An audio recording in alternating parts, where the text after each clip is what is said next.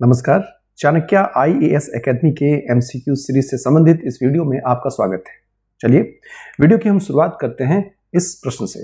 पहला प्रश्न है कि निम्नलिखित में से कौन सी संसदीय समिति संसद के समक्ष प्रस्तुत किसी विशेष विधेयक की जांच करने या किसी सरकारी गतिविधि में वित्तीय अनियमितताओं के मामलों की जांच के उद्देश्य से जांच करने के लिए जिम्मेदार है। विकल्प हैं ए पूछताछ के लिए समितियां, बी जांच और नियंत्रण के लिए समितियां, सी संयुक्त संसदीय समितियां और डी वित्तीय समितियां। आइए देखते हैं कि इसका सही जवाब क्या है। तो इसका सही जवाब है ऑप्शन सी। तो व्याख्या करने से पूर्व यहां यह जानना जरूरी है कि आखिर यह खबर में है क्यों। तो खबर में रहने का कारण है अदानी का मामला। जैसा कि हमें पता है कि हिंडनबर्ग रिसर्च के द्वारा जो अदानी के कॉर्पोरेट फ्रॉड को सामने लाया गया है, और यहाँ पर हम यूं कहें कि तथाकथित कॉर्पोरेट फ्रॉड को जो सामने लाया गया है उसकी जांच कराने के लिए विपक्ष लगातार सरकार पर यह दबाव बना रही है कि इसकी जांच के लिए सरकार एक ज्वाइंट पार्लियामेंट्री कमेटी का गठन करे। तो उसी के संदर्भ में हम यहाँ पर ज्वाइंट पार्लियामेंट्री कमेटी की बात कर रहे हैं। तो अगर हम बात करें ज्वाइंट पार्लियामेंट्री कमेटी या संयुक्त संसदीय समिति की, तो यह एक तदर्थ निकाय समिति होती है। तदर्थ निकाय का क्या अर्थ है? तदर्थ निकाय का अर्थ यहाँ पर यह है कि इस संयुक्त संसदीय समिति का जो गठन किया जाएगा वह एक निश्चित समय के लिए किया जाता है और जो इसका उद्देश्य है वह विशिष्ट मुद्दों को संबोधित करने के लिए होता है। साथ ही साथ जब जेपीसी को स्थापित किया जाता है या उसका जब गठन किया जाता है तो इसकी जो प्रक्रिया है उसके अंतर्गत एक सदन में इसके गठन से संबंधित प्रस्ताव को पारित किया जाता है और दूसरे सदन के द्वारा उसे समर्थन दिया जाता है या उससे वह समर्थित होता है।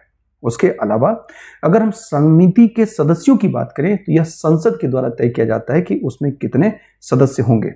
साथ ही साथ जो संयुक्त संसदीय समिति या संक्षेप में जेपीसी की अगर हम बात करते हैं, जो मामले उसे दिए गए हैं उसके संबंध में मौखिक या लिखित रूप से एविडेंस या साक्ष्य को एकत्र करने या उससे संबंधित जो दस्तावेज है उसको मांगने के लिए वह अधिकृत है।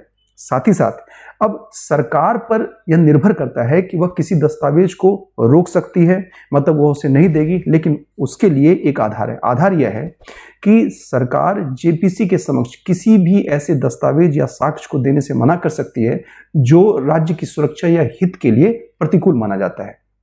और मान लें कि इस साक्ष्य से संबंधित अगर कोई विवाद होता है तो फिर उस पर जो अंतिम निर्णय होता है वह निर्णय अध्यक्ष का होता है। मतलब जो भी साक्ष्य प्रस्तुत किए जाते हैं उसके संबंध में अगर विवाद होता है तो फिर उस पर निर्णय किसका होगा? उस पर निर्णय होगा अध्यक्ष का।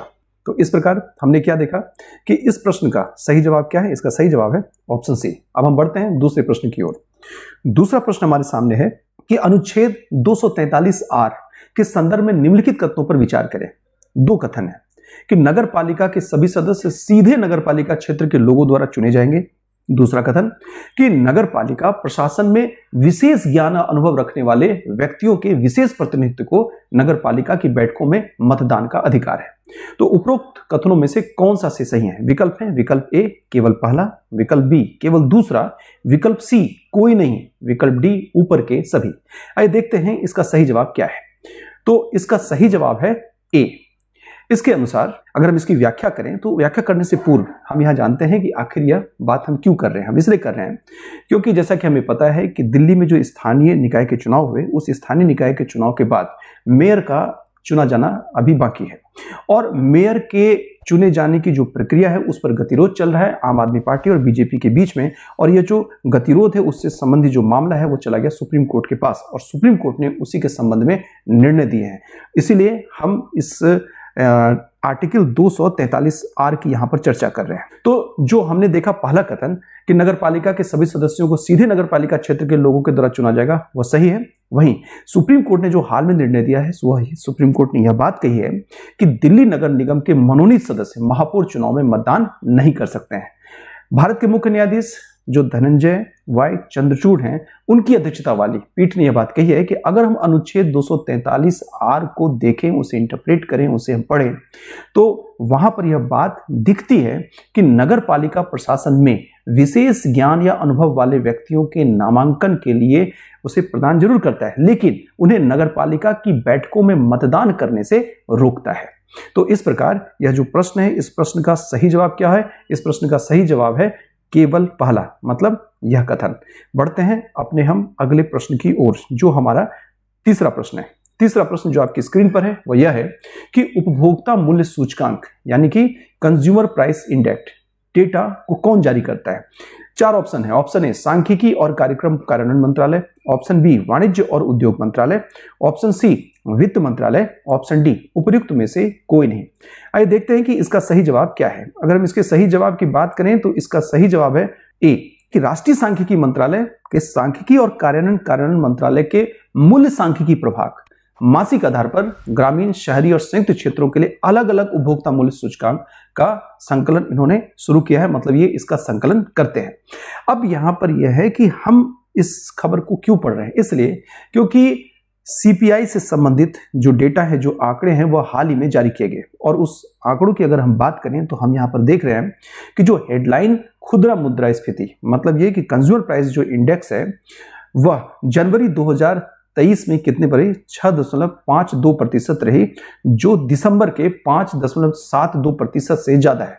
और 6.52% यहां इसलिए यह उल्लेखनीय है क्योंकि हमें यह पता है कि आरबीआई के द्वारा जो मुद्रास्फीति की एक बैंड होती है वह है 2 से 6% के बीच में, और जनवरी महीने में जो मुद्रास्फीति की दर है वह इस बैंड से बाहर जा रही है, मतलब 6.52% से जा रही है।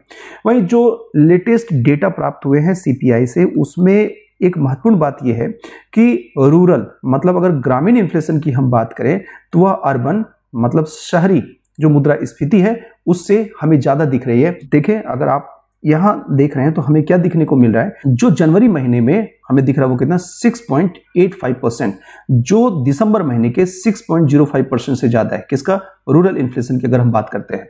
वहीं अगर हम जनवरी महीने की बात करें तो जनवरी में कितना था रूरल इन्फ्लेशन? 5.4%, जबकि जनवरी महीने में यही आंकड़ा कितना है? 6%।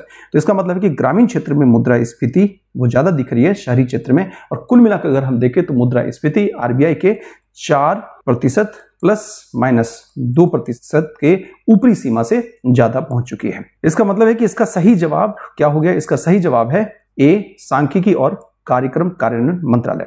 बढ़ते अगले प्रश्न की ओर। अगला प्रश्न है कि भू विरासत स्थल और भू अवशेष संरक्षण और रखरखाव विधेयक 2022 के संदर्भ में निम्नलिखित कथनों पर विचार करें। पहला कथन, यह विधेयक भूवैज्ञानिक महत्व के क्षेत्रों की सुरक्षा और संरक्षण की सारी शक्ति भारतीय भूवैज्ञानिक सर्वेक्षण को हस्तांतरित करता है। दूसरा कथन, इसमें आदिवासी समुदायों के वर्चस्व वाले क्षेत्रों के लिए विशेष तंत्र लागू है। उपरोक्त कथनों में से कौन सा से सही नहीं है? तो ऑप्शन ए केवल पहला, ऑप्शन बी केवल दूसरा, ऑप्शन सी कोई नहीं, ऑप्शन डी ऊपर के सभी।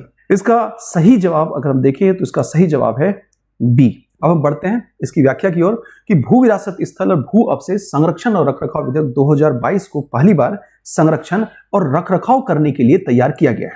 यहां पहले हम देखते हैं कि भू विरासत स्थल क्या होते हैं और फिर हम देखेंगे कि भू अवशेष क्या होते हैं।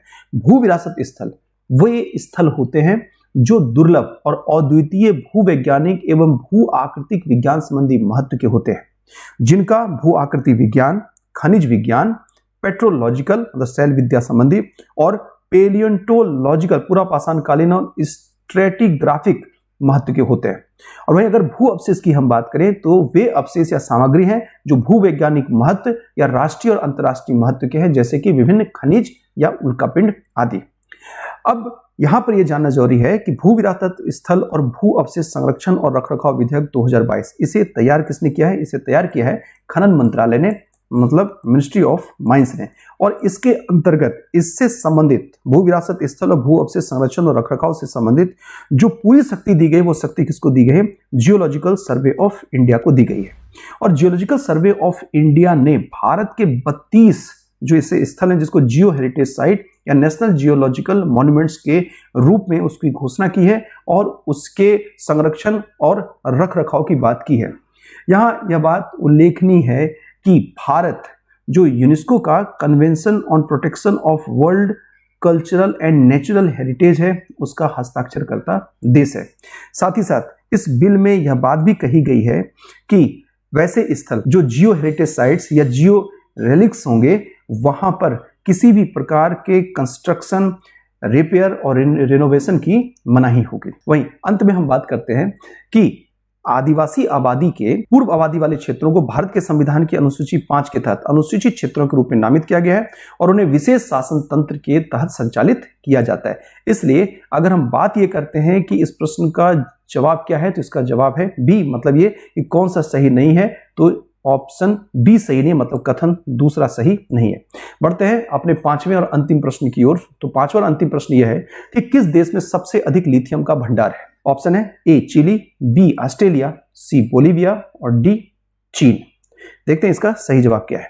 तो इसका सही जवाब है ऑप्शन सी। अगर हम इस ग्राफ को देखें तो इस ग्राफ से स्पष्ट है कि सबसे ज्यादा लिथियम का भंडार कहाँ है, बोलीविया में, उसके बाद अर्जेंटीना, फिर यूएसए, फिर चिली।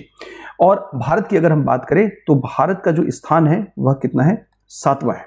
अब यहाँ यह उल्लेखनीय है कि आखिर हम लिथियम भंडार की चर्चा क्यों कर रहे हैं। वह इसलिए क्योंकि भारतीय भूवैज्ञानिक सर्वेक्षण को जम्मू कश्मीर के रियासी जिले के सलाल हेमना इलाके में 59 लाख टन लिथियम संसाधन मिला और अभी तक भारत लिथियम के लिए पूरी तरह से दूसरे देश पर निर्भर है। अभी इसके 50% भंडार 3 दक्षिणी अमेरिकी देश, वो देश कौन कौन से हैं, वो देश है अर्जेंटीना, बोलीविया और चिली पे हैं।